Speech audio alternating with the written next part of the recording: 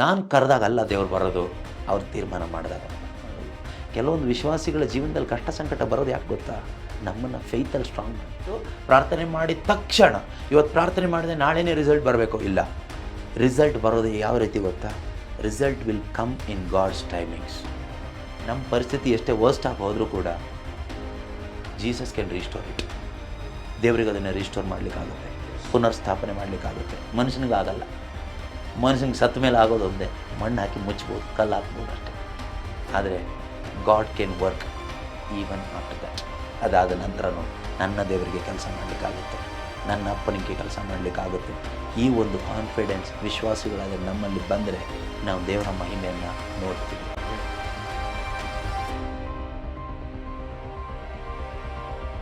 ಯೋವಾನನು ಬರೆದ ಶುಭ ಸಂದೇಶ, gospel of John chapter 11 1ರಿಂದ ಇರ್ತಕ್ಕಂಥ ವಾಕ್ಯಗಳು ನಾನು ಓದ್ತೀನಿ, ಕೇಳಿಸ್ಕೊಳ್ಳಿ.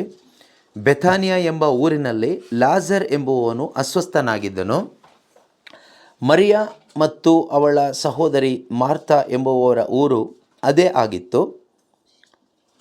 ಈ ಸಹೋದರಿಯರು ಯೇಸುಸ್ವಾಮಿಗೆ, ಪ್ರಭುವೇ, ನಿಮ್ಮ ಆಪ್ತಮಿತ್ರನು ಅಸ್ವಸ್ಥನಾಗಿದ್ದಾನೆ ಎಂದು ಹೇಳಿ ಕಳುಹಿಸಿದಳು. ಇದನ್ನು ಕೇಳಿದ ಯೇಸು, ಈ ಕಾಯಿಲೆ ಮರಣಕ್ಕಾಗಿ ಬಂದುದಲ್ಲ, ದೇವರ ಮಹಿಮೆಗೋಸ್ಕರ ಬಂದಿದೆ. ಇದರ ಮೂಲಕ ದೇವರ ಪುತ್ರನಿಗೆ ಮಹಿಮೆ ಉಂಟಾಗಲಿದೆ ಎಂದು ನುಡಿದರು. ಮಾರ್ತಾ, ಅವಳ ಸಹೋದರಿ ಮರಿಯಾ ಮತ್ತು ಲಾಜರ ಇವರು ಯೇಸುವಿಗೆ ಅಚ್ಚುಮೆಚ್ಚಿನವರು. ಲಾಜರನ ಕಾಯಿಲೆಯ ಸುದ್ದಿಯನ್ನು ಕೇಳಿದ ಮೇಲೂ ಯೇಸು ತಾವಿದ್ದಲ್ಲಿಯೇ ಇನ್ನೂ 2 ದಿನ ಉಳಿದುಕೊಂಡರು. Praise the Lord, hallelujah. ಇಲ್ಲಿ ನಮಗೆ ನೋಡಲಿಕ್ಕೆ ಸಾಧ್ಯವಾಗುತ್ತೆ, ನಮಗೆಲ್ರಿಗೂ ಗೊತ್ತಿರುವಂಥ ಒಂದು ವಿಷಯನೇ. ಯೇಸುಸ್ವಾಮಿ ಸತ್ತು ಕೊಳೆತು ಹೋಗಿರುವಂತಹ ಲಾಜರನನ್ನು ಮತ್ತೆ ಜೀವಕ್ಕೆ ತರ್ತಾರೆ ಎಂಬಂತಹ ಒಂದು ವಿಷಯವನ್ನು ನಾವು ಈ ಅಧ್ಯಾಯದಲ್ಲಿ ನೋಡ್ತೀವಿ. ಈ ಒಂದು ವಾಕ್ಯಗಳನ್ನು ಕೇಳಿಸ್ಕೊಂಡಾಗ ನಮ್ಮ ಮೈಂಡಲ್ಲಿ ಒಂದು ಪ್ರಶ್ನೆ ಬರ್ಬೋದು. ಲಾಜರ ಮತ್ತು ಮಾರ್ತಾ ಮರಿಯಳು ಈ ಒಂದು ಕುಟುಂಬ ಯೇಸು ಕ್ರಿಸ್ತರಿಗೆ ತುಂಬ ಅಚ್ಚುಮೆಚ್ಚಿನವರಾಗಿದ್ದರು. ಯೇಸುಸ್ವಾಮಿ ತುಂಬ ಪ್ರೀತಿಸ್ತಾ ಇದ್ದಂಥ ಒಂದು ಕುಟುಂಬ. ಯೇಸುಸ್ವಾಮಿ ತುಂಬ ಪ್ರೀತಿಸ್ತಾ ಇದ್ದರು ಅಂದರೆ ಯೇಸು ಕ್ರಿಸ್ತರಲ್ಲಿ ಈ ಕುಟುಂಬಕ್ಕೆ ಒಂದು ವಿಶ್ವಾಸ ಇತ್ತು. ಮರಿಯಳಿಗೆ, ಮಾರ್ಥಳಿಗೆ, ಲಾಜರನಿಗೆ ಯೇಸು ಕ್ರಿಸ್ತರಲ್ಲಿ ವಿಶ್ವಾಸ ಇತ್ತು. ಯೇಸುವಿನಲ್ಲಿ ವಿಶ್ವಾಸ ಇದ್ದ ಕುಟುಂಬ ಮತ್ತು ಯೇಸು ಪ್ರೀತಿಸ್ತಾ ಇದ್ದ ಕುಟುಂಬ. ಆ ಕುಟುಂಬದಲ್ಲಿ ಒಂದು ಸಹೋದರನಿಗೆ ಕಷ್ಟ ಬಂದುಬಿಟ್ಟಿದೆ. ಈಗ ಜ್ವರ ಬಂದುಬಿಟ್ಟಿದೆಯೋ ಏನೋ ಆಗಿಬಿಟ್ಟಿದೆ, ಅಸ್ವಸ್ಥನಾಗಿದ್ದಾನೆ. ಯೇಸುಸ್ವಾಮಿಗೆ ವಿಷಯ ಗೊತ್ತಾಗಿದೆ. ಯೇಸುಸ್ವಾಮಿಗೆ ವಿಷಯ ಗೊತ್ತಾದರೂ ಕೂಡ ಯೇಸುಸ್ವಾಮಿ ಇನ್ನು ಸುದ್ದಿಯನ್ನು, ಲಾಜರನ ಕಾಯಿಲೆಯ ಸುದ್ದಿಯನ್ನು ಕೇಳಿದ ಮೇಲೂ ತಾವಿದ್ದಲ್ಲಿಯೇ ಇನ್ನೂ 2 ದಿನ ಉಳಿದುಕೊಂಡರು. ಸಾಧಾರಣವಾಗಿ ಮಾನಸಿಕವಾಗಿ ನಾವು ಯೋಚನೆ ಮಾಡುವಾಗ ಯಾರಿಗೋ ಒಬ್ಬರು ನಮ್ಮ ರಿಲೇಟಿವ್ಸ್ಗೆ ಅಥವಾ ಫ್ರೆಂಡ್ಸ್ಗೆ ಏನಾದರೂ ಆಕ್ಸಿಡೆಂಟ್ ಆದರೆ, ಅಥವಾ ಅವ್ರನ್ನ ಇಮ್ಮಿಡಿಯೇಟಾಗಿ ICUಗೆ ಸೇರಿಸಿದ್ದಾರೆ, ಏನೋ ಆಕ್ಸಿಡೆಂಟ್ ಆಗಿದೆ ಅಂತ ನಮಗೆ ವಿಷಯ ಗೊತ್ತಾದರೆ, ನಾವು ತುಂಬ ಪ್ರೀತಿ ಮಾಡೋ ವ್ಯಕ್ತಿಗಳಾಗಿದ್ದರೆ ಅವ್ರನ್ನ, ಅಥವಾ ನಮಗೂ ಅವ್ರಿಗೂ ಒಂದು ಒಳ್ಳೆಯ ಸಂಬಂಧ ಇರ್ತಕ್ಕಂಥ ಸಂಬಂಧದಲ್ಲಿ ಇರೋದಾದರೆ ನಾವು ತಕ್ಷಣ ಓಡೋಗ್ತೀವಿ, ಇಮ್ಮಿಡಿಯೇಟಾಗಿ ಫೋನ್ ಮಾಡ್ತೀವಿ, ಇಮ್ಮಿಡಿಯೇಟಾಗಿ ಓಡೋಗ್ತೀವಿ, ನಮ್ಮಿಂದ ಏನೆಲ್ಲ ಮಾಡಲಿಕ್ಕಾಗುತ್ತೋ ಎಲ್ಲದನ್ನು ಮಾಡ್ತೀವಿ. ಆದರೆ ಇಲ್ಲಿ ಬೈಬಲ್ ಹೇಳುತ್ತೆ, ಯೇಸುವಿಗೆ ಈ ಕುಟುಂಬ ತುಂಬ ಅಚ್ಚುಮೆಚ್ಚಿನ ಕುಟುಂಬವಾಗಿತ್ತು. ಯೇಸುವಿಗೆ ತುಂಬ ಇಷ್ಟವಾದ ಕುಟುಂಬವಾಗಿತ್ತು ಲಾಜರ ಮತ್ತು ಮಾರ್ತಾ ಮರಿಯಳ ಕುಟುಂಬ. ಯೇಸು ಕ್ರಿಸ್ತರು ಲಾಜರನಿಗೆ ಈ ನ್ಯೂಸು ಸಹೋದರಿಯರು ಹೇಳಿ ಕಳಿಸ್ತಾರೆ, ನೀವು ಪ್ರೀತಿಸುತ್ತಿರುವ ನಿಮ್ಮ ಸ್ನೇಹಿತ, ನಿಮ್ಮ ಗೆಳೆಯ ಅಸ್ವಸ್ಥನಾಗಿದ್ದಾನೆ ಅಂತ ಕೇಳಿಸ್ಕೊಂಡ್ರೂ ಕೂಡ ಯೇಸುನು ಹಾಗೇ ಇದ್ದಾರೆ, ಏನೂ ರೆಸ್ಪಾಂಡ್ ಮಾಡ್ತಾ ಇಲ್ಲ. ಕೆಲವು ಟೈಮ್ ನಮ್ಮ ಜೀವನದಲ್ಲೂ ಕೂಡ ಪ್ರಶ್ನೆಗಳು ಬರುತ್ತೆ. ನಾವು ದೇವರಲ್ಲಿ ತುಂಬ ವಿಶ್ವಾಸ ಇಟ್ಟು ಭಯಭಕ್ತಿಯಿಂದ ಬದುಕ್ತೀವಿ, ನಾವು ದೇವರ ವಿಷಯದಲ್ಲಿ ತುಂಬ ಪ್ರಾಮಾಣಿಕರಾಗಿ ಬದುಕ್ತಾ ಇದ್ದೀವಿ, ನಾವು ದೇವರ ಆಜ್ಞೆಗಳನ್ನು ಅನುಸರಿಸ್ತಾ ಇದ್ದೀವಿ, ನಾವು ದೇವರ ಮೇಲೆ ಪ್ರೀತಿ ಇಟ್ಕೊಂಡು ಬದುಕ್ತಾ ಇದ್ದೀವಿ. ಯಾಕೆ ನಮ್ಮ ಕುಟುಂಬದಲ್ಲಿ ಕಷ್ಟ, ಯಾಕೆ ನಮ್ಮ ಕುಟುಂಬದಲ್ಲಿ ನೋವು, ಯಾಕೆ ನಮ್ಮ ಜೀವನದಲ್ಲಿ, ಯಾಕೆ ನನ್ನ ಜೀವನದಲ್ಲಿ ಈ ರೀತಿಯಂಥ ಒಂದು ಪ್ರಶ್ನೆ ಸಾಧಾರಣವಾಗಿ ನಮಗೆ ಬರುವಂಥ ಸಾಧ್ಯತೆ ಇದೆ. ಆದರೆ ಇಲ್ಲಿ ಯೇಸುಸ್ವಾಮಿ ಆ ಒಂದು ರೋಗದ ವಿಷಯ ಕೇಳಲ್ಪಟ್ಟಾಗ ಯೇಸು ಕೊಟ್ಟಂಥ ಉತ್ತರ ಏನು? ಈ 4ನೇ ವಾಕ್ಯದಲ್ಲಿ ಹೇಳ್ತಾರೆ, ಈ ಕಾಯಿಲೆ ಮರಣಕ್ಕಾಗಿ ಬಂದದ್ದಲ್ಲ, ದೇವರ ಮಹಿಮೆಗೋಸ್ಕರ ಬಂದಿದೆ.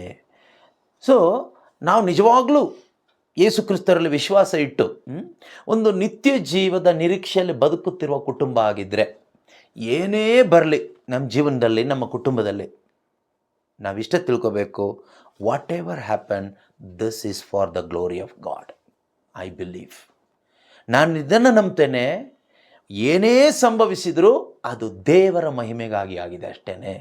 ಇದರಿಂದ ದೇವರ ಪುತ್ರ ಯೇಸು ಕ್ರಿಸ್ತನಿಗೆ ಮಹಿಮೆ ಉಂಟಾಗಲಿದೆ. Jesus is going to be glorified through this incident.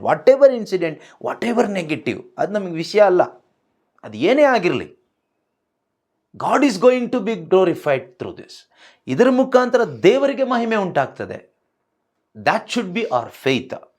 ಅದು ನಿಜವಾಗ್ಲೂ ನಮ್ಮ ವಿಶ್ವಾಸ ಆಗಿರುವಾಗ ಖಂಡಿತವಾಗ್ಲೂ ನಾವೇನು ಮಾಡಬೇಕು? ನಾವು ಅಳ್ತಾ ಕೂತ್ಕೊಳ್ಳೋದಲ್ಲ, ಬೇಜಾರು ಮಾಡ್ಕೊಳ್ಳೋದಲ್ಲ, ಗೊಣಗುಟ್ಟೋದಲ್ಲ. ನಾವು ಮಾಡಬೇಕಾಗಿರೋದು ಒಂದೇ ಒಂದು ಕಾರ್ಯ, ವಿಶ್ವಾಸದ ಕಾರ್ಯ ಏನು ಗೊತ್ತಾ? ಪ್ರಾರ್ಥನೆ.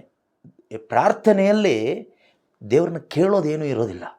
ನಿಜವಾದ ಒಂದು ವಿಶ್ವಾಸಿಯ ಪ್ರಾರ್ಥನೆ ಅಂತ ಹೇಳುವಾಗ, ಆ ಪ್ರಾರ್ಥನೆಯಲ್ಲಿ there is nothing to ask, only thanking God and praising God. ಅವಿಶ್ವಾಸಿಗಳ ಪ್ರಾರ್ಥನೆ ಹೇಗಿರುತ್ತೆ ಗೊತ್ತಾ? ಅನ್ಯರ ಪ್ರಾರ್ಥನೆ ಬರೀ ಕೇಳೋದೇ ಇರುತ್ತೆ, ಬೇಡೋದೇ ಇರುತ್ತೆ. ದೇವರೇ ಅದು ಮಾಡಿ, ಇದು ಮಾಡಿ, ಅದು ಕೊಡಿ, ಇದು ಕೊಡಿ. ಕಾರಣ ಏನು ಅಂದರೆ ಅವ್ರಿಗೆ ವಿಶ್ವಾಸ ಇಲ್ಲ. ವಿಶ್ವಾಸ ಇಲ್ಲ ಯಾಕಿಲ್ಲ ಅಂದರೆ ಸಂಬಂಧ ಇಲ್ಲ, ದರ್ ಇಸ್ ನೋ ರಿಲೇಷನ್ಶಿಪ್. ಆದರೆ ಯಾವಾಗ ಒಬ್ಬ ವ್ಯಕ್ತಿಗೆ ದೇವರ ಜೊತೆಗೆ ಒಂದು ಒಳ್ಳೆಯ ಸಂಬಂಧ ಇದೆಯೋ, ತಂದೆ ಮತ್ತು ಮಗ, ತಂದೆ ಮತ್ತು ಮಗಳು, ಆ ಒಂದು ರಿಲೇಷನ್ಶಿಪ್ ಇರುತ್ತೋ, ಖಂಡಿತವಾಗ್ಲೂ ನಮಗೆ ಫೇತ್ ಇರುತ್ತೆ. ನಾವು ಕೇಳೋರಾಗಿರೋದಿಲ್ಲ. We are always thankful to God. We always thank and praise god.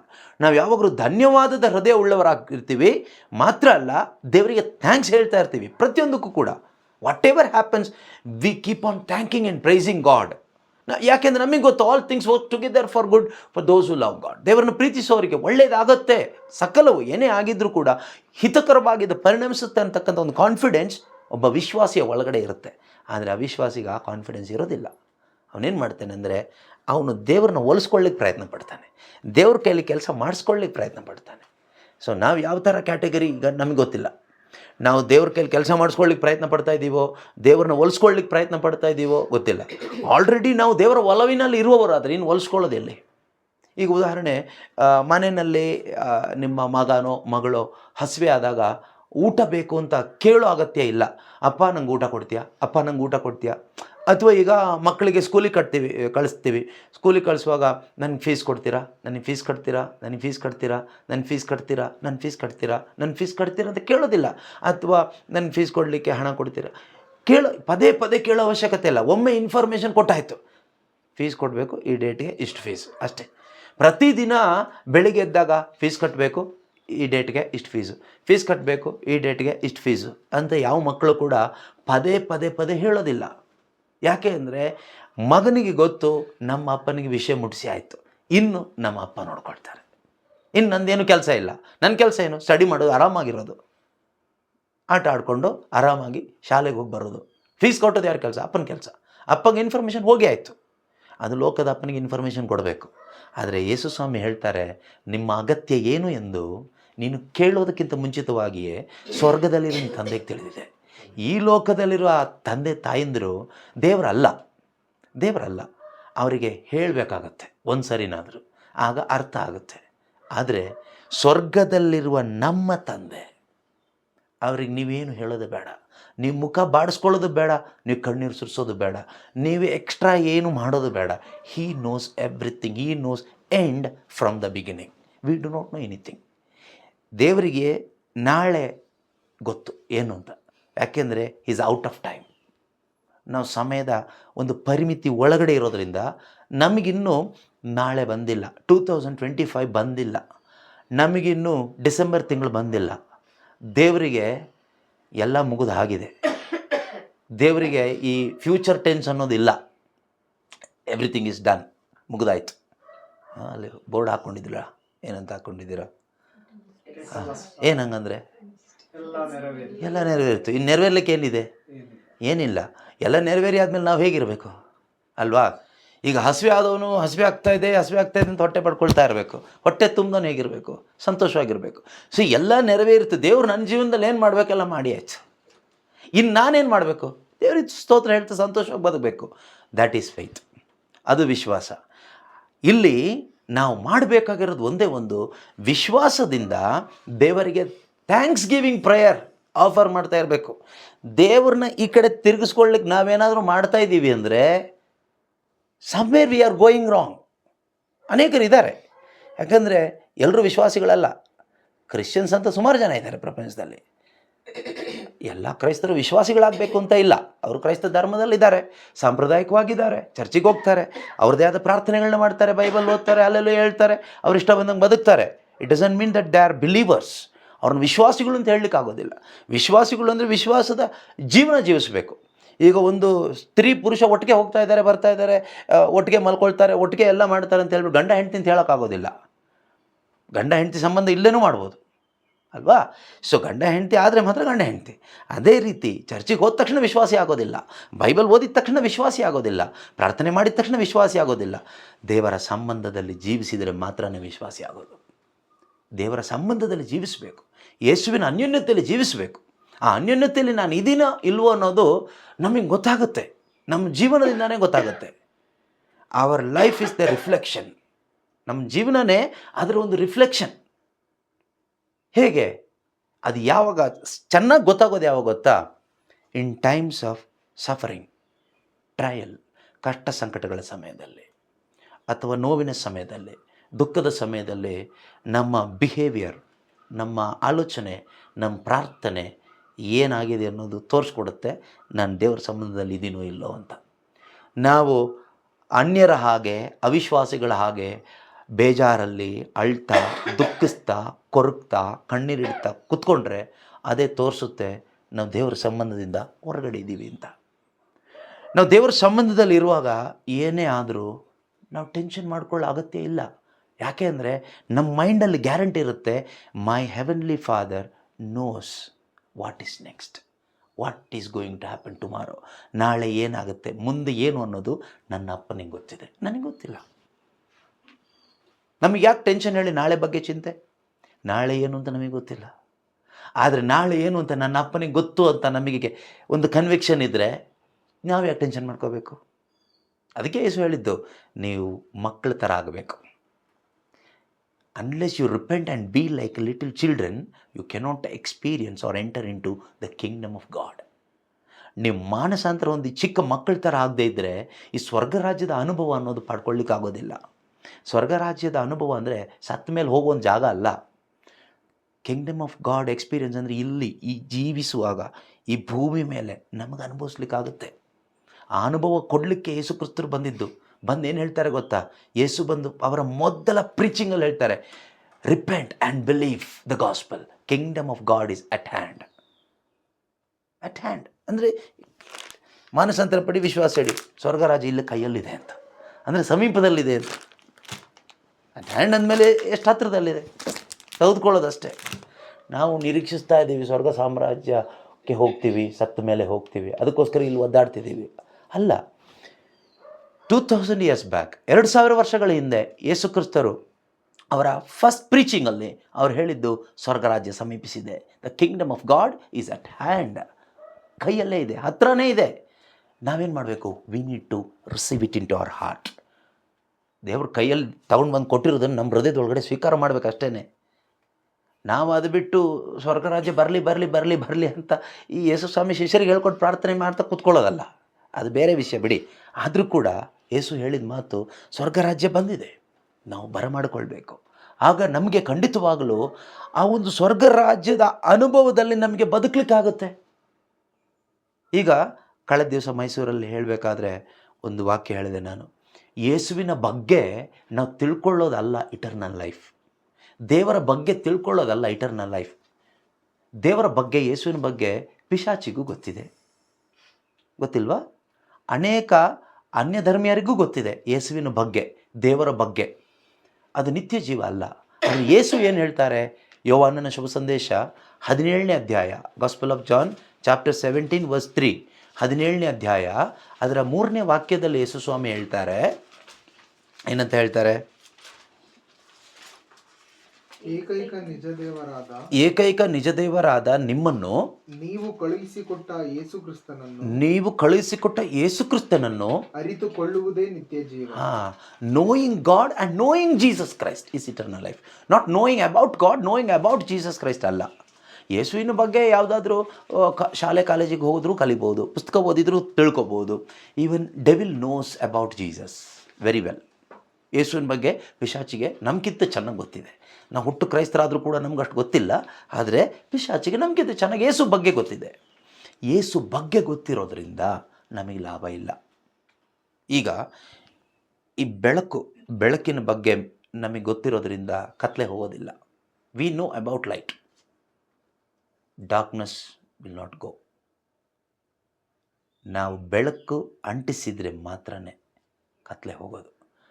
ಬೆಳಕು ಕತ್ತಲೆಯನ್ನು ಓಡಿಸುತ್ತೆ, ಬೆಳಕು ಎಲ್ಲವನ್ನು ಬೆಳಗಿಸುತ್ತೆ, ಬೆಳಕು ತುಂಬ ಒಳ್ಳೆಯದು, ಬೆಳಕು ಬೇಕು ಅಂತೆಲ್ಲ ಬೆಳಕಿನ ಬಗ್ಗೆ ತುಂಬ ನಾಲೆಡ್ಜ್ ಇದೆ ನಮಗೆ. ಕತ್ಲೆ ಹೋಗಲ್ಲ, ಆದರೆ ಬೆಳಕು ಬಂದರೆ ಕತ್ಲೆ ಹೋಗುತ್ತೆ. ಅದೇ ರೀತಿಯಲ್ಲಿ ಯೇಸುವಿನ ಬಗ್ಗೆ ತಿಳ್ಕೊಳ್ಳೋದ್ರಿಂದ, ದೇವರ ಬಗ್ಗೆ ತಿಳ್ಕೊಳ್ಳೋದ್ರಿಂದ ನಮ್ಮ ಜೀವನದ ಕತ್ಲೆ ಹೋಗಲ್ಲ. ನಾವು ಕತ್ಲೆಯಲ್ಲೇ ಇರ್ತೀವಿ, ಅವಿಶ್ವಾಸದಲ್ಲೇ ಇರ್ತೀವಿ, ಸ್ವಾರ್ಥದಲ್ಲೇ ಇರ್ತೀವಿ. ಯಾವಾಗ ಯೇಸುವನ್ನು ನಾವು ಎಕ್ಸ್ಪೀರಿಯೆನ್ಸ್ ಮಾಡಲಿಕ್ಕೆ ಶುರು ಮಾಡ್ತೀವೋ, when we start experiencing that god, real god, Jesus Christ, ಅದರ ರಿಸಲ್ಟೇ ಇಟರ್ನಲ್ ಲೈಫ್. ಅದೇ ವಾಕ್ಯ ಓದಿದ್ದು.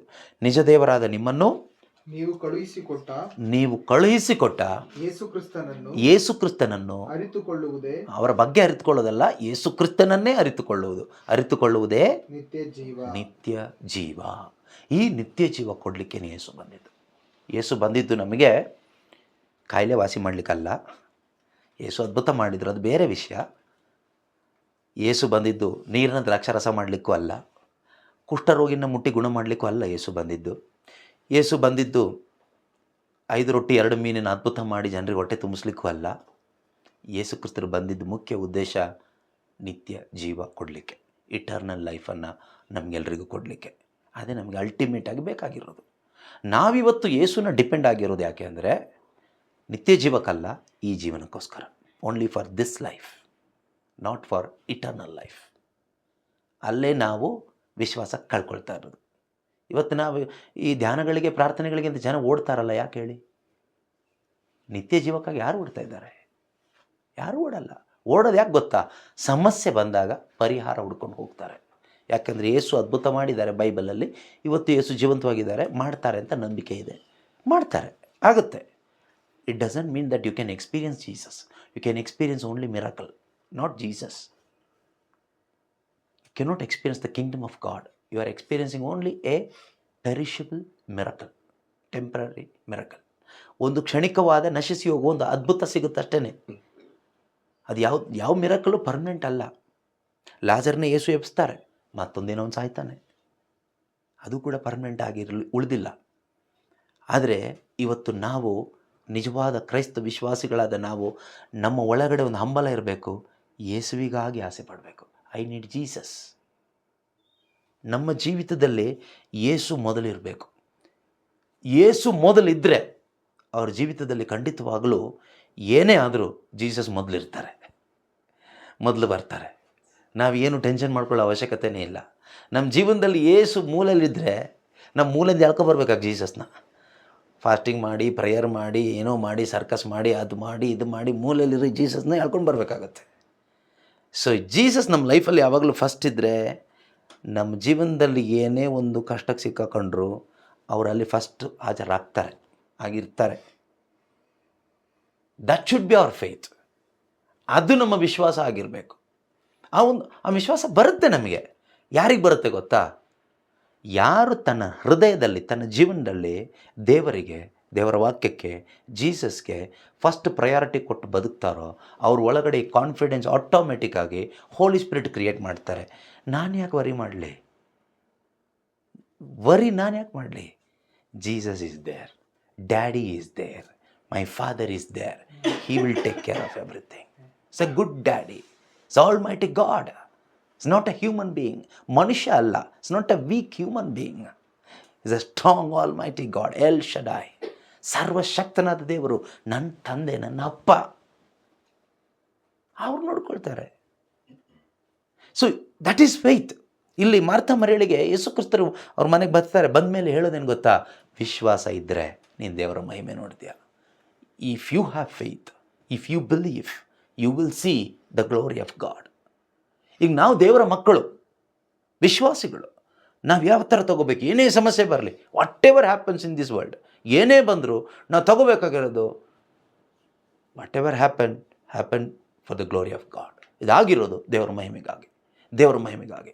ಯೇಸು ಹೇಳ್ತಾರಲ್ವ, ಈ ಕಾಯಿಲೆ ಮರಣಕ್ಕಾಗಿ ಬಂದದ್ದಲ್ಲ. ಅದೇ ರೀತಿ ಸಮಸ್ಯೆಗಳನ್ನ ನೀವು ಹೇಳಬೇಕು, ನೀವು ಸಮಸ್ಯೆಗಳಿಗೆ ಹೇಳಬೇಕು, ಸಮಸ್ಯೆ ನಿಮಗೆ ಹೇಳೋದಲ್ಲ.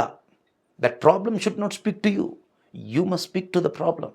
ಏ problem, you have to leave, your time has come, ನಿನ್ನ ಸಮಯ ಬಂದಾಯಿತು, ನೀನು ಹೋಗ್ಬೇಕು ಇಲ್ಲಿಂದ ಅಂತ. ಸಮಸ್ಯೆ ನಮ್ಮ ಜೊತೆಗೆ ಮಾತಾಡಿದಾಗ ಏನಾಗುತ್ತೆ? ನಮಗೆ ಭಯ ಆಗುತ್ತೆ, ಟೆನ್ಷನ್ ಆಗುತ್ತೆ, ಅವಿಶ್ವಾಸ ತುಂಬಿಕೊಳ್ಳುತ್ತೆ, ಊಟ ಸೇರಲ್ಲ, ನಿದ್ದೆ ಬರಲ್ಲ. ನಾವು ಸಮಸ್ಯೆ ಜೊತೆಗೆ ಮಾತಾಡಬೇಕಾದ್ರೆ ನಮ್ಮ ಜೀವಿತದಲ್ಲಿ ಫೇತ್ ಇರಬೇಕು. ಅದನ್ನು ಯೇಸು ಹೇಳ್ತಾರೆ, if you have faith in God, you can speak to this mountain. ನೀನು ಈ ಬೆಟ್ಟಕ್ಕೆ ಹೇಳ್ಬೋದು, ಈ ಬೆಟ್ಟ ಹೋಗುತ್ತೆ, ಕಿತ್ತು ಹೋಗುತ್ತೆ ಅಲ್ಲಿಂದ ಅಂತ. ಆ ಮೌಂಟೇನ್ ಅನ್ನೋದೊಂದು ಪ್ರಾಬ್ಲಮ್ ಇರ್ಬೋದು. ಈಗ ಮೌಂಟೇನ್ ಮಾತಾಡ್ತಾ ಇದೆಯಾ, ನೀನು ಮೌಂಟೇನ್ಗೆ ಮಾತಾಡ್ತಾ ಇದೆಯಾ? ಅದು ಕಾಯಿಲೆ ಇರ್ಬೋದು, ವಾಟ್ ಎವರ್ ದ ಪ್ರಾಬ್ಲಮ್, ಏನೇ ಸಮಸ್ಯೆ ಇರಲಿ. ನಾನೊಬ್ಬ ದೇವರ ಮಗನಾದರೆ, ನಾನೊಬ್ಬ ನಿಜವಾದ ಕ್ರೈಸ್ತ ವಿಶ್ವಾಸಿ ಆದರೆ, ಡಮ್ಮಿ ಪೀಸ್ ಅಲ್ಲ, ನಿಜವಾದ ಬಾರ್ನ್ ಅಗೇನ್, ಹೊಸದಾಗಿ ಹುಟ್ಟಿದ, ಪವಿತ್ರಾತ್ಮನಿಂದ ಹುಟ್ಟಿದಂತಹ ಒಬ್ಬ ಕ್ರೈಸ್ತ ವಿಶ್ವಾಸಿ ನಾನಾಗಿದ್ದರೆ, I have the authority to speak to the mountain. Otherwise the mountain will speak to me. When mountain start speaking to me, I am afraid, ನನಗೆ ಭಯ ಆಗುತ್ತೆ. ಆ ಮೌಂಟೇನ್ ನಮ್ಮ ಏನೇ ಪ್ರಾಬ್ಲಮ್ ಇರಲಿ. ಯೇಸು ಸ್ವಾಮಿ ಹೇಳ್ತಾರೆ, ಇದು ನನ್ನ ಮಾತೇನಲ್ಲ. ಮಾರ್ಕನ ಶುಭ ಸಂದೇಶದಲ್ಲಿ 11ನೇ ಅಧ್ಯಾಯದಲ್ಲಿ ಯೇಸು ಸ್ವಾಮಿ ಶಿಷ್ಯರಿಗೆ ಹೇಳ್ತಾರೆ, ಮಾರ್ಕ್ ಚಾಪ್ಟರ್ 11, ವಿಶ್ವಾಸಭರಿತ ಪ್ರಾರ್ಥನೆ ಅಂತ ಇದೆ, ಅದರ ಒಂದು ಹೆಡ್ಡಿಂಗ್. ಅದರ ಹೆಡ್ಡಿಂಗ್ನಲ್ಲಿ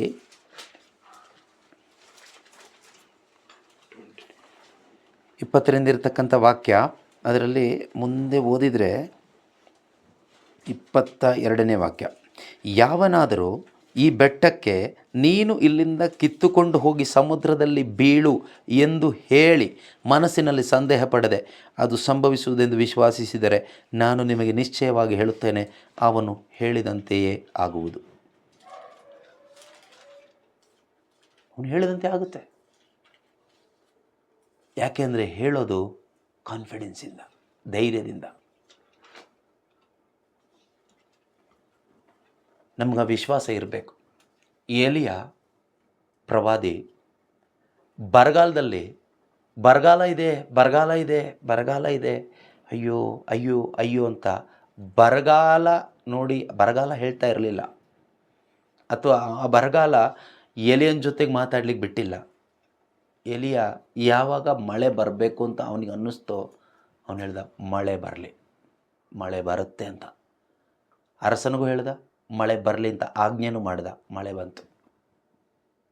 ಕಾರಣ ಅವನೊಬ್ಬ ವಿಶ್ವಾಸಿಯಾಗಿದ್ದ, ಅವನಿಗೆ ದೇವ್ರ ಮೇಲೆ ನಂಬಿಕೆ ಇತ್ತು. ಅವನು ಬರಗಾಲ ನೋಡಿಕೊಂಡು ಅಳ್ತಾ ಕೂತ್ಕೊಳ್ಳಿಲ್ಲ, ಅವನು ದೇವ್ರನ್ನ ನೋಡ್ದ. ದೇವ್ರು ನೋಡ್ದ ಅನ್ನೋದಕ್ಕಿಂತ ದೇವರಿಗೆ ಮೊದಲ ಸ್ಥಾನ ಕೊಟ್ಟ. ನಾವು ಇವತ್ತು ಯಾರಿಗೆ ಮೊದಲ ಸ್ಥಾನ ಕೊಟ್ಟಿದ್ದೀವಿ? ದೇವರು ಯೇಸುಕ್ರಿಸ್ತರಿಗೆ ಕೊಟ್ಟಿದ್ದೀವ? ಮನುಷ್ಯರಿಗೆ ಕೊಟ್ಟಿದ್ದೀವ? ಲೋಕಕ್ಕೆ ಕೊಟ್ಟಿದ್ದೀವ? ದೇವರಿಗೆ ಕೊಟ್ಟಿದ್ದೀವ? ದೇವರ ವಾಕ್ಯಕ್ಕೆ ಕೊಟ್ಟಿದ್ದೀವ? ಹಣಕ್ಕೆ ಕೊಟ್ಟಿದ್ದೀವ? Who is important in a life today? ನಮ್ಮ ಜೀವನದಲ್ಲಿ ಯಾರಿಗೆ ಮೊದಲ ಆದ್ಯತೆ, ಹೆಚ್ಚು ಪ್ರಾಮುಖ್ಯತೆ ಇವತ್ತು ನಾವು ಕೊಟ್ಟಿದ್ದೀವಿ? ಅದು ಡಿಸೈಡ್ ಮಾಡುತ್ತೆ ಎಲ್ಲವನ್ನು.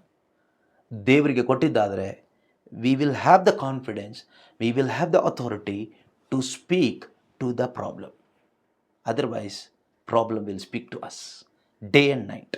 It irritates us, it may kill us. Problem ಮಾತಾಡುತ್ತೆ, ಪ್ರತಿಯೊಂದು ಪ್ರಾಬ್ಲಮ್ಮು ಮಾತಾಡುತ್ತೆ. ನಮ್ಮ ವಯಸ್ಸಲ್ಲ ಅದರದೇ ಆದ ರೀತಿಯಲ್ಲಿ ಮಾತಾಡುತ್ತೆ. ಯಾಕೆ ಜನ ಆತ್ಮಹತ್ಯೆ ಮಾಡ್ಕೊಂಡು ಸಾಯ್ತಾರೆ ಎಷ್ಟೋ ಕಡೆಗಳಲ್ಲಿ? ಕಾರಣ ಏನು ಗೊತ್ತಾ? ಈ ಪ್ರಾಬ್ಲಮ್ ಮಾತಾಡಿ ಮಾತಾಡಿ ಮಾತಾಡಿ ಮಾತಾಡಿ ಮಾತಾಡಿ ಅವ್ರಿಗೆ ಇರಿಟೇಟ್ ಆಗಿ ಬದುಕು ಆಸೆ ಹೋಗ್ಬಿಡುತ್ತೆ.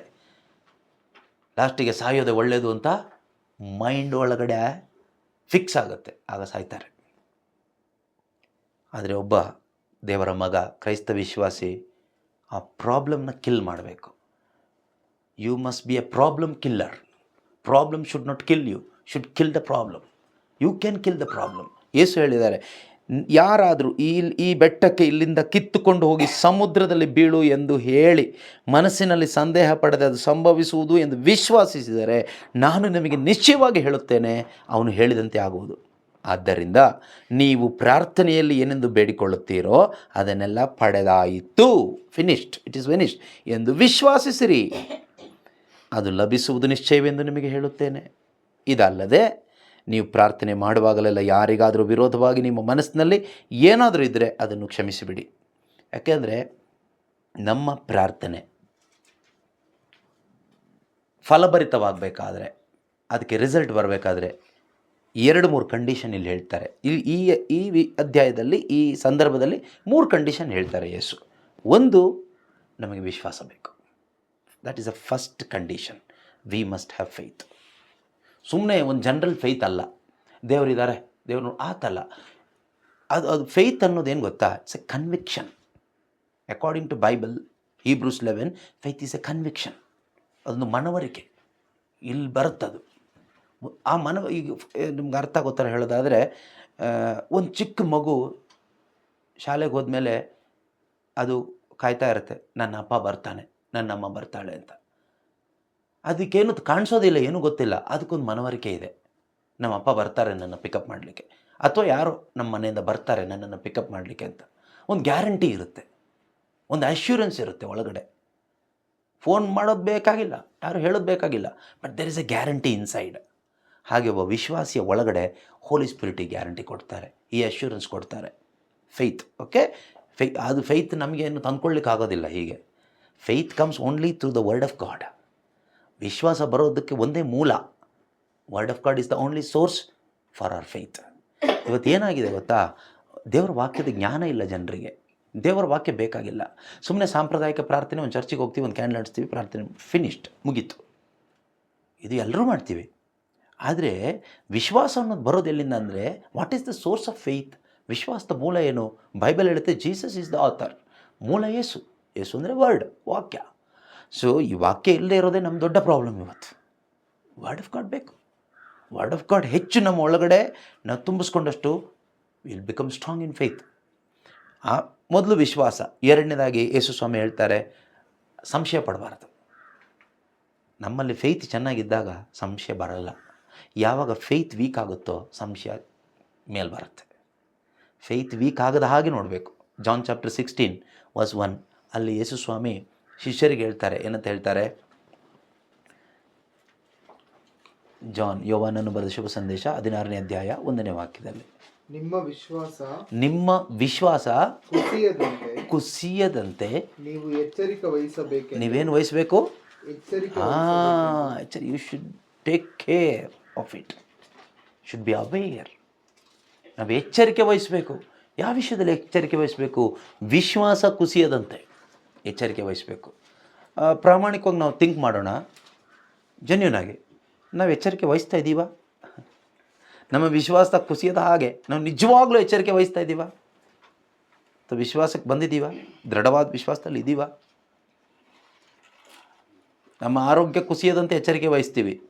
ಶುಗರ್ ಲೆವೆಲ್ ಹೆಚ್ಚು ಕಡಿಮೆ ಆಗದ ಹಾಗೆ ಎಚ್ಚರಿಕೆ ವಹಿಸ್ತೀವಿ. BP ಹೆಚ್ಚು ಕಡಿಮೆ ಆಗದಾಗೆ ಎಚ್ಚರಿಕೆ ವಹಿಸ್ತೀವಿ. ನಮ್ಮ ಹೊಲದಲ್ಲಿ ಬೆಳೆ ಅಥವಾ ಅದರ ಬಿಸ್ನೆಸ್ ಹೆಚ್ಚು ಕಡಿಮೆ ಆಗದಾಗೆ ಎಚ್ಚರಿಕೆ ವಹಿಸ್ತೀವಿ. ವಿಶ್ವಾಸ ಕುಸಿಯದಾಗೆ ಎಚ್ಚರಿಕೆ ವಹಿಸ್ತಾ ಇದ್ದೀವಾ? Which is most important for eternal life. ನಿತ್ಯತೆಗೆ, ದೇವರ ಸಂಬಂಧಕ್ಕೆ ಬಹಳ ಅತಿ ಮುಖ್ಯವಾಗಿ ಬೇಕಾಗಿರೋದು ಫೇತ್. ಅದು ಯಾವ ಲೆವೆಲಲ್ಲಿದೆ? ನಮ್ಮ ಶುಗರ್ ಲೆವೆಲ್ ಗೊತ್ತಿರ್ಬೋದು ನಮಗೆ, ಅಥವಾ ಬೇರೆ ಬೇರೆ ಲೆವೆಲ್ಸ್ಗಳು ನಮಗೆ ಗೊತ್ತಿರ್ಬೋದು. ನಮ್ಮ ಒಂದು ಹಣಕಾಸಿನ ಲೆವೆಲ್ ಗೊತ್ತಿರ್ಬೋದು. ಓಕೆ, ನಮ್ಮ ವಿಶ್ವಾಸದ ಲೆವೆಲ್ ಏನಾಗಿದೆ? What is the level of my faith? What is the condition of my faith?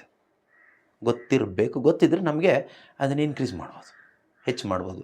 ಇಲ್ಲಿ ಯೇಸು ಸ್ವಾಮಿ ಶಿಷ್ಯರಿಗೆ ಹೇಳ್ತಾರೆ, ನಿಮ್ಮ ವಿಶ್ವಾಸ ಕುಸಿಯದಂತೆ ಎಚ್ಚರಿಕೆ ವಹಿಸಿ. ವಿಶ್ವಾಸ ಕುಸಿದ್ರೆ ಏನಾಗುತ್ತೆ? ಅನ್ಬಿಲೀಫ್ ಬರುತ್ತೆ, ಮೂಢನಂಬಿಕೆ ಬರುತ್ತೆ, ಅಪನಂಬಿಕೆ ಬರುತ್ತೆ. ಆಗ ಸೈತಾನ ಕೆಲಸ ಮಾಡ್ತಾನೆ. ಸೈತಾನ ಕೆಲಸ ಮಾಡೋದು ಯಾವಾಗ ಗೊತ್ತಾ? ವಿಶ್ವಾಸಿಯ ಜೀವನದಲ್ಲಿ ಕೆಲಸ ಮಾಡಲ್ಲ. ಮೊದಲು ಅವನ ಅಟೆನ್ಷನ್ ಚೇಂಜ್ ಮಾಡ್ತಾನೆ ಬೇರೆ ಕಡೆ. ನಮ್ಮ ಅಟೆನ್ಷನ್ ಆ ಕಡೆ ಈ ಕಡೆ ಹೋದಾಗ ವಿಶ್ವಾಸದಲ್ಲಿ ಕುಸ್ತೋಗ್ತೀವಿ. ಆಗ ಮೂಢನಂಬಿಕೆ ಒಳಗೆ ಬರುತ್ತೆ. ಸಂಶಯ ಒಳಗೆ ಬರುತ್ತೆ, ಅಪನಂಬಿಕೆ ಒಳಗೆ ಬರುತ್ತೆ. ಸಂಪ್ರದಾಯ ಇದ್ದೇ ಇರುತ್ತೆ, ಅದು ಪ್ರಯೋಜನ ಇಲ್ಲ ಬಿಡಿ. ಮೂಢನಂಬಿಕೆ ಒಳಗಡೆ ಬಂತ, ಅವಿಶ್ವಾಸ ಒಳಗಡೆ ಬಂತ, ಸಾಕು ಅವನಿಗೆ ಎಂಟ್ರಿ ಆಗಲಿಕ್ಕೆ. ಅವಿಶ್ವಾಸದಿಂದನೇ ಅವನು ಎಂಟ್ರಿ ಆಗೋದು. ಅವನ್ನ ಓಡಿಸೋದು ಹೇಗೀಗ? ವಿಶ್ವಾಸದಲ್ಲಿ ಬಲ ಹೊಂದಿ ದೃಢವಾಗಿ ನಿಂತು ಸೈತಾನನ್ನು ಎದುರಿಸ್ರಿ, ಅವನು ಪಲಾಯನಗೈತಾನಂತ ವಾಕ್ಯ ಇದೆ. Stand firm in faith, resist the devil, he will flee from you. ಯಾಕೋಬ 4:7 ಹೇಳ್ತಾರಲ್ವ, ವಿಶ್ವಾಸದಲ್ಲಿ ದೃಢವಾಗಿ ನಿಂತು ಸೈತಾನನ್ನು ಎದುರಿಸ್ರಿ. ಅವನ್ನ ಎದುರಿಸ್ಬೇಕು, ಸುಮ್ಮನೆ ಸೈತಾನ ಹೋಗು ಅಂದ್ರೆ ಅಲ್ಲ. ಎದುರಿಸ್ಲಿಕ್ಕಾಗುತ್ತೆ. ಯಾರಿಗೆ? ಒಬ್ಬ ವಿಶ್ವಾಸಿಗೆ. ವಿಶ್ವಾಸದಲ್ಲಿ ದೃಢವಾಗಿ ನಿಂತ್ಕೋಬೇಕು. ಆದರೆ ವಿಶ್ವಾಸ ಕುಸಿದಾಗ ಅಪನಂಬಿಕೆ ಬರುತ್ತೆ. ಯೇಸು ಹೇಳ್ತಾರೆ, ನಿಮ್ಮ ಪ್ರಾರ್ಥನೆಗೆ ರಿಸಲ್ಟ್ ನೋಡಬೇಕಾದ್ರೆ 1 ವಿಶ್ವಾಸ ಇರಬೇಕು, 2 ಅಪನಂಬಿಕೆ ಪಡಬಾರ್ದು, ಸಂಶಯ ಪಡಬಾರ್ದು. ಸಂಶಯ ಯಾವಾಗ ಬರುತ್ತೆ? ವಿಶ್ವಾಸ ಕುಸಿದಾಗ. 3ನೇದಾಗಿ ಹೇಳ್ತಾರೆ, ನಮ್ಮ ಹೃದಯದಲ್ಲಿ ಫರ್ಗಿವ್ನೆಸ್ ಇರಬೇಕು. ನಮ್ಮ ಒಳಗಡೆ ಬಿಟರ್ನೆಸ್ ಅಥವಾ ಅನ್ಫರ್ಗಿವ್ನೆಸ್ ಇಟ್ಕೊಂಡ್ರೆ, ಯಾರದೇ ಮೇಲಾಗಲಿ ಯಾವುದೇ ವಿಷಯಕ್ಕಾಗಲಿ ನನ್ನ ಹೃದಯದಲ್ಲಿ ಬೇಸರ ಇಟ್ಕೊಂಡ್ರೆ, ಯಾರ ಮೇಲಾದರೂ ದ್ವೇಷ ಇಟ್ಕೊಂಡ್ರೆ, ಹೊಟ್ಟೆ ಕಿಚ್ಚಿಟ್ಕೊಂಡ್ರೆ, ನಮ್ಮ ಪ್ರಾರ್ಥನೆಗೆ ಝೀರೋ ಎಫೆಕ್ಟ್, ಏನು ಪ್ರಯೋಜನ ಇಲ್ಲ. ಸುಮ್ಮನೆ ಬಾಯಲ್ಲಿ ಒಂದಿಷ್ಟು ಹೇಳ್ದಂಗೆ ಆಗುತ್ತೆ ಅಷ್ಟೇ, ಬಿಟ್ಟರೆ ಏನು ಪರಿಣಾಮ ಬರೋದಿಲ್ಲ. ಅದರಿಂದ ಕ್ಷಮೆ ಕೊಡಬೇಕು. ಯಾರಿಗೆ ನಾವು ಕ್ಷಮೆ ಕೊಡಬೇಕು ಅವ್ರನ್ನ ಪೂರ್ಣ ಮನಸ್ಸಿನಿಂದ ಕ್ಷಮಿಸಬೇಕು. ಕಾರಣ ಏನು? ಯೇಸು ನನ್ನನ್ನು ಕ್ಷಮಿಸಿದ್ದಾರೆ. ಯೇಸು ನನ್ನಂಥ ಪಾಪಿನ ಕ್ಷಮಿಸಿರೋ ಒಂದೇ ಒಂದು ಕಾರಣಕ್ಕೋಸ್ಕರ ನಾನು ನನಗೆ ದ್ರೋಹ ಮಾಡಿದವರನ್ನು, ನನ್ನನ್ನು ಅವಮಾನಪಡಿಸಿದವರನ್ನು, ನನಗೆ ತೊಂದರೆ ಕೊಟ್ಟವ್ರನ್ನ, ಅವ್ರಿಗೆ ಯಾರೇ ಆಗಿರಲಿ ಅವರನ್ನು ಕ್ಷಮಿಸಬೇಕು. ಮತ್ತು ಬೇರೆಯವರು ನನಗೆ ಕೊಟ್ಟ ತೊಂದರೆ, ಟಾರ್ಚರ್, ಅದರ ಒಂದು ಕಹಿ, ಬಿಟರ್ನೆಸ್ ನನ್ನ ಒಳಗಡೆ, ಆ ಮನಸ್ತಾಪ ಅಂತ ಹೇಳ್ತೀವಿ, ಮನಸ್ತಾಪ ಇಟ್ಕೊಂಡು ನಾನು ಎಷ್ಟೇ ಪ್ರಾರ್ಥಿಸಿದ್ರು, ಎಷ್ಟೇ ಬೈಬಲ್ ಓದಿದ್ರು ಅರ್ಥ ಆಗೋದು ಇಲ್ಲ, ಪ್ರಾರ್ಥಿಸಿದರೆ ಪ್ರಯೋಜನಕ್ಕೆ ಬರೋದು ಇಲ್ಲ. ಅದರಿಂದ ಈ 3 ಪಾಯಿಂಟ್ ನಾವು ನೆನ್ಪಿಟ್ಕೊಳ್ಳೋಣ. 1 ವಿಶ್ವಾಸ ಇರಬೇಕು, 2ನೇದಾಗಿ ಅಪನಂಬಿಕೆಗೆ ಒಳಗಾಗಬಾರ್ದು, 3ನೇದಾಗಿ ನಮ್ಮ ಹೃದಯದಲ್ಲಿ ಫರ್ಗಿವ್ನೆಸ್ ಇರಬೇಕು. ಅನ್ಫರ್ಗಿವ್ನೆಸ್, ಕ್ಷಮೆ ಕೊಡದ ಅವಸ್ಥೆ ನಾವು ಇಟ್ಕೊಂಡ್ರೆ ಖಂಡಿತವಾಗಲೂ ಸುಮ್ಮನೆ ನಾಟಕ ಮಾಡ್ದಂಗೆ ಆಗುತ್ತೆ, ಏನೂ ಪ್ರಯೋಜನಕ್ಕೆ ಬರೋದಿಲ್ಲ. ಆದರೆ ನಾವು ಪ್ರಾರ್ಥಿಸಿದ ತಕ್ಷಣ ಆಗುತ್ತಾ ಎಲ್ಲದು ಕೇಳಿದ್ರೆ ಖಂಡಿತ ಆಗೋದಿಲ್ಲ. ನಾವು ದೇವ್ರನ್ನ ಪ್ರೀತಿಸ್ತಾ ಇರ್ತೀವಿ, ದೇವರು ನಮ್ಮನ್ನು ಪ್ರೀತಿಸ್ತಾ ಇರ್ತಾರೆ, ಹಾಗಂತ ಹೇಳಿಬಿಟ್ಟು ಪ್ರಾರ್ಥನೆ ಮಾಡಿದ ತಕ್ಷಣ, ಇವತ್ತು ಪ್ರಾರ್ಥನೆ ಮಾಡಿದೆ ನಾಳೆನೇ ರಿಸಲ್ಟ್ ಬರಬೇಕು, ಇಲ್ಲ. ರಿಸಲ್ಟ್ ಬರೋದು ಯಾವ ರೀತಿ ಗೊತ್ತಾ? Result will come in God's timings, not in our timing. We should have that confidence. ನಮಗೆ ಕಾನ್ಫಿಡೆನ್ಸ್ ಇರಬೇಕು. ನಾನು ಪ್ರಾರ್ಥಿಸ್ತಾ ಇದ್ದೀನಿ, ದೇವರಿಗೆ ಸ್ತೋತ್ರ ಮಾಡಿ ಧನ್ಯವಾದದ ಬಲಿಯನ್ನು ಅರ್ಪಿಸ್ತಾನೇ ಇದ್ದೀನಿ, ಒಂದು ದಿನ ನಾನು ನಿರೀಕ್ಷಿಸಿದ ರಿಸಲ್ಟ್ ನೋಡೇ ನೋಡ್ತೀನಿ. ಏಕೆಂದರೆ ದೇವರು ನಂಬಿಗಸ್ತರು. God is faithful. I am not, but God is faithful. ಆ ಒಂದು ಕಾನ್ಫಿಡೆನ್ಸ್ ನಮಗೆ ಬರುತ್ತೆ. ದೇವರಿಗೆ ಮೊದಲ ಸ್ಥಾನ ಕೊಟ್ಟಾಗ ನಮ್ಮ ಜೀವಿತದಲ್ಲಿ ಆ ಒಂದು ಕಾನ್ಫಿಡೆನ್ಸ್ ಬರುತ್ತೆ. ಆ ಕಾನ್ಫಿಡೆನ್ಸಲ್ಲಿ ನಾವು ಪ್ರಾರ್ಥಿಸುವಾಗ ನಮ್ಮ ಪ್ರಾರ್ಥನೆ ಥ್ಯಾಂಕ್ಸ್ ಗಿವಿಂಗ್ ಮಾತ್ರ ಆಗಿರುತ್ತೆ, ದೇವರಿಗೆ ಧನ್ಯವಾದ ಮಾತ್ರ ಆಗಿರುತ್ತೆ. ಆದರೆ ಗೊತ್ತಾಗಬೇಕು, ನಾನು ಕರೆದಾಗಲ್ಲ ದೇವ್ರು ಬರೋದು, ಅವ್ರು ತೀರ್ಮಾನ ಮಾಡಿದಾಗ ಅವ್ರು ಬರ್ತಾರೆ. ಕರೆಯೋದು ತಪ್ಪಲ್ಲ. ಒಂದು ಸಾರಿ ಕರೆದ್ರು ಬಿಟ್ಟರು, ಬಾಕಿ ಡಿಸಿಷನ್ ಯೇಸು ಮಾಡಿದರು. ಕರೆದ ಮೇಲೂ, ವಿಷಯ ಗೊತ್ತಾದ ಮೇಲೂ ಇನ್ನೂ 2 ದಿನ ಹಾಗೇ ಇದ್ದರು. ಕಾರಣ ಇವರ ವಿಶ್ವಾಸವನ್ನು ಸ್ಟ್ರಾಂಗ್ ಮಾಡಬೇಕಲ್ಲ ದೇವರು. ಹೇಗೆ ಸ್ಟ್ರಾಂಗ್ ಮಾಡೋದು? ಕೆಲವೊಂದು ವಿಶ್ವಾಸಿಗಳ ಜೀವನದಲ್ಲಿ ಕಷ್ಟ ಸಂಕಟ ಬರೋದು ಯಾಕೆ ಗೊತ್ತಾ? ನಮ್ಮನ್ನು ಫೇತಲ್ಲಿ ಸ್ಟ್ರಾಂಗ್ ಮಾಡಲಿಕ್ಕೆ. ನಾವು ಲೋಕದ ಕಡೆ ಹೋಗಿರ್ತೀವಿ, ಮುಳುಗಿರ್ತೀವಿ. ದೇವರಿಗೆ ನಮ್ಮ ಮೇಲೆ ಪ್ರೀತಿ ಇರೋದ್ರಿಂದ ನಮ್ಮನ್ನು ನಾಶ ಆಗಬಾರ್ದು ಅಂತ ಕೆಲವೊಂದು ಕಷ್ಟ ಸಂಕಟಗಳಿಗೆ ಒಳಗಾಗುವ ಹಾಗೆ ಮಾಡಿ ಅವ್ರು ಸುಮ್ಮನೆ ಇರ್ತಾರೆ. ಯಾಕೆ ಗೊತ್ತಾ? ನಾವು ಪೂರ್ತಿ ಅವ್ರನ್ನ ಡಿಪೆಂಡ್ ಆಗಲಿಕ್ಕೆ. ನಾವು ಪೂರ್ತಿ ಅವ್ರನ್ನ ಡಿಪೆಂಡ್ ಆದಾಗ ಆಟೋಮೆಟಿಕ್ಕಾಗಿ ಎಲ್ಲ ಫ್ರೀ ಆಗುತ್ತೆ, ಎಲ್ಲ ಸಾಲ್ವ್ ಆಗುತ್ತೆ. That should be our faith. ಅದು ನಮ್ಮ ವಿಶ್ವಾಸ ಆಗಿರಬೇಕು. ಅದು ಎಷ್ಟೇ ವರ್ಸ್ಟ್ ಕಂಡೀಷನ್ ಆಗಿರಲಿ. ಯೋಹಾನನ ಶುಭ ಸಂದೇಶ 11ನೇ ಅಧ್ಯಾಯದಲ್ಲಿ ಕೊನೆಯಲ್ಲಿ ನಾವು ನೋಡ್ತೀವಿ, ಲಾಜರ ಸತ್ತೇ ಹೋಗ್ಬಿಟ್ಟ. ಯೇಸುಗೆ ಹೇಳಿ ಕಳಿಸಿದ್ರು, ಯೇಸು ಏನೂ ರೆಸ್ಪಾನ್ಸ್ ಮಾಡಿಲ್ಲ, ಲಾಜರ ಸತ್ತೋಗ್ಬಿಟ್ಟ. ಸತ್ತು ಹೋದ್ಮೇಲೂ ಬಂದಿಲ್ಲ, ಸಮಾಧಿನೂ ಆಯಿತು, ಮುಚ್ಚಿ ಆಯಿತು, 4 ದಿನವೂ ಆಗೋಯ್ತು. ಆಗ ಯೇಸು ಬರ್ತಾರೆ. ಅದರ ಅರ್ಥ ಇಷ್ಟೇ, ನಮ್ಮ ಪರಿಸ್ಥಿತಿ ಎಷ್ಟೇ ವರ್ಸ್ಟ್ ಆಗಿ ಹೋದರೂ ಕೂಡ ಜೀಸಸ್ ಕ್ಯಾನ್ ರಿಸ್ಟೋರ್ ಇಟ್. ದೇವರಿಗೆ ಅದನ್ನು ರಿಸ್ಟೋರ್ ಮಾಡಲಿಕ್ಕಾಗತ್ತೆ, ಪುನರ್ಸ್ಥಾಪನೆ ಮಾಡಲಿಕ್ಕಾಗತ್ತೆ. ಮನುಷ್ಯನಿಗಾಗಲ್ಲ. ಮನುಷ್ಯನಿಗೆ ಸತ್ತ ಮೇಲೆ ಆಗೋದು ಒಂದೇ, ಮಣ್ಣು ಹಾಕಿ ಮುಚ್ಬೋದು, ಕಲ್ಲು ಹಾಕ್ಬೋದು ಅಷ್ಟೇ. ಆದರೆ god can work even after that. ಅದಾದ ನಂತರನೂ ನನ್ನ ದೇವರಿಗೆ ಕೆಲಸ ಮಾಡಲಿಕ್ಕಾಗುತ್ತೆ, ನನ್ನ ಅಪ್ಪನಿಗೆ ಕೆಲಸ ಮಾಡಲಿಕ್ಕಾಗುತ್ತೆ. ಈ ಒಂದು ಕಾನ್ಫಿಡೆನ್ಸ್ ವಿಶ್ವಾಸಿಗಳಾದರೆ ನಮ್ಮಲ್ಲಿ ಬಂದರೆ ನಾವು ದೇವರ ಮಹಿಮೆಯನ್ನು ನೋಡ್ತೀವಿ. ಆದ್ದರಿಂದ ನಾವು ತಗೋಬೇಕು, ಏನೇ ಆಗಿದ್ರು ನಮ್ಮ ಜೀವನದಲ್ಲಿ, ಕುಟುಂಬದಲ್ಲಿ, ಇದು ನಾಶಕ್ಕಾಗಿ ಬಂದಿದ್ದಲ್ಲ, for the glory of god, ದೇವರ ಮಹಿಮೆಗಾಗಿ. ನಾನು, ನನ್ನ ಮನೆಯವರು, ನಾನು, ನನ್ನ ಕುಟುಂಬ ಸಾಕ್ಷಿಯಾಗಿ ನಿಂತ್ಕೊಳ್ತೀವಿ. ತ್ರೇಕ ದೇವರನ್ನ ಆರಾಧಿಸ್ತೀವಿ, ದೇವರನ್ನ ಮಹಿಮೆ ಪಡಿಸ್ತೀವಿ. ದೇವರು ಮಾಡಿದ ಮಹದ್ ಉಪಕಾರಗಳಿಗಾಗಿ ಬಹಿರಂಗವಾಗಿ ದೇವರಿಗೆ ನಾವು ಧನ್ಯವಾದ ಹೇಳ್ತೀವಿ. ಇದರ ಮುಖಾಂತರ ಯೇಸು ನಾಮ ಮಹಿಮೆ ಆಗ್ತದೆ, ದೇವರ ಶಕ್ತಿ ಮಹಿಮೆ ಆಗ್ತದೆ. ದೇವರು ಶಕ್ತಿವಂತರು ಅಂತ ಜನರು ಅರಿತುಕೊಳ್ತಾರೆ. ಅನೇಕ ಜನರಲ್ಲಿ ವಿಶ್ವಾಸ ಬರುತ್ತೆ.